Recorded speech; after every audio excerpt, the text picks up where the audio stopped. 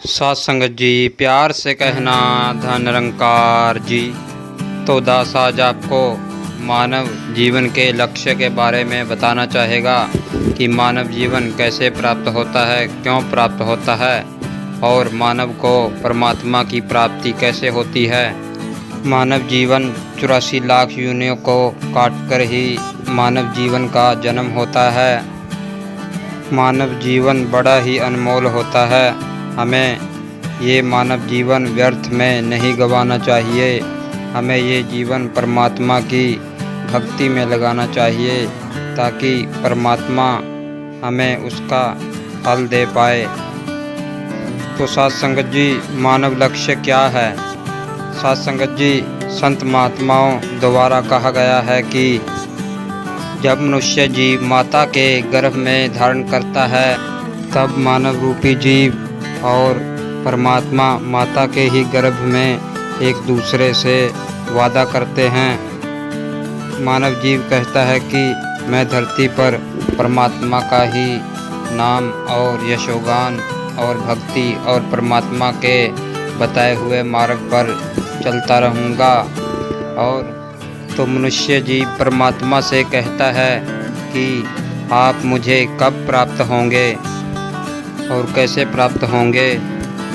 तब निराकार परमात्मा जीव को बताते हुए कहता है कि मैं भी इस धरती पर मौजूद रहूँगा साकार सतगुरु के रूप में। सत्संगत जी, जैसा कि सतगुरु माता सुदीक्षा जी साकार रूप में ही अपने मिशन को भक्ति के रूप में बढ़ चढ़कर चला रहे हैं और सतगुरु के बताए हुए मार्ग पर मनुष्य को चल के मनुष्य जीवन के लक्ष्य की प्राप्ति होती है। सत्संगत, निराकार परमात्मा जीव से कहता है कि तुमने मुझे साकार सतगुरु के रूप में खोज लिया और सतगुरु के दर्शन और सतगुरु के यशोगान भक्ति और सतगुरु के बताए हुए मार्ग पर चले तो तुम मुझे प्राप्त कर सकोगे।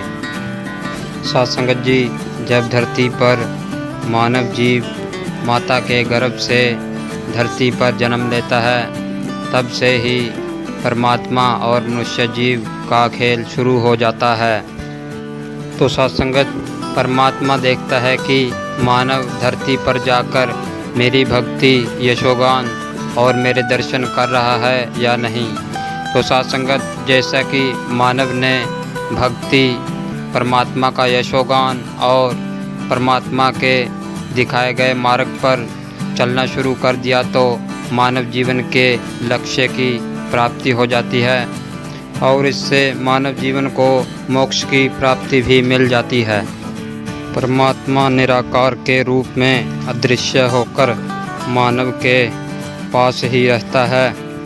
परमात्मा निराकार मानव को प्रतीत नहीं होता कि परमात्मा मेरे पास है और मानव इसी की खोज में मंदिर मस्जिद चर्च गुरुद्वारा ना जाने कहाँ कहाँ भटकता रहता है। जब खोजते खोजते व्याकुल हो जाता है और परेशान हो जाता है। जब परमात्मा मानव जीव की भक्ति देखकर मानव रूपी जीव को अपनी शरण में ले लेता है और सतगुरु के द्वारा अपने निज स्वरूप का दर्शन कराते हैं। और सत्संगत, मानव जीवन का एक ही लक्ष्य होता है, दिए गए समय और सतगुरु के द्वारा उसकी भक्ति और सतगुरु के दिए गए मार्ग पर ही चलना चाहिए। अपने लक्ष्य को साधते हुए इसकी भक्ति करनी चाहिए। और सत्संगत जी, नर सेवा ही नारायण सेवा है और नर पूजा ही नारायण पूजा है।